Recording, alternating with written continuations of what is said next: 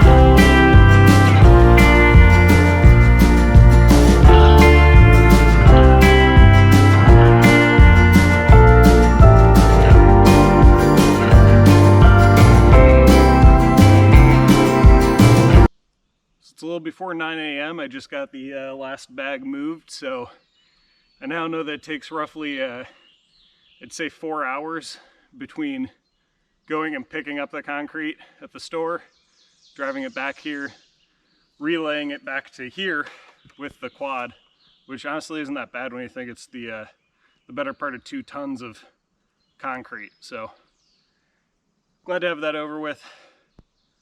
It's getting warm. I don't know how much that is me moving concrete and how much that's the sun. I think the next project for the day is going to be, after a little break, is going to be to start staking out where the foundation of the shed is and start digging it and tamping it. Alright, I didn't get any video of it, but I've got the position of the shed marked out and painted. Now I'm going to dig out all of the dirt. The underlying soil in this area is just basically beach sand, so I'm just going to tamp down that sand, put the foundation on top of that. Probably would be better to bring in a bunch of crushed stone, but with how much work just getting the concrete back here is, I think the sand's going to have to be good enough.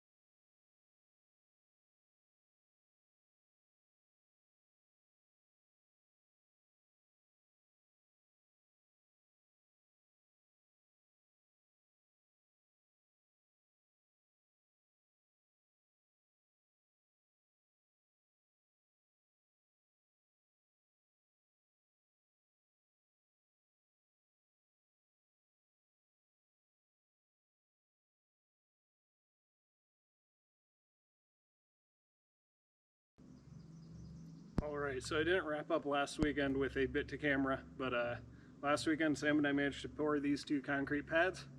It's Memorial Day. I'm going to try to get the forms and the ground prepped here and pour the remaining slab today. Just doing a day trip with Katie and the dogs, so we'll see how this goes.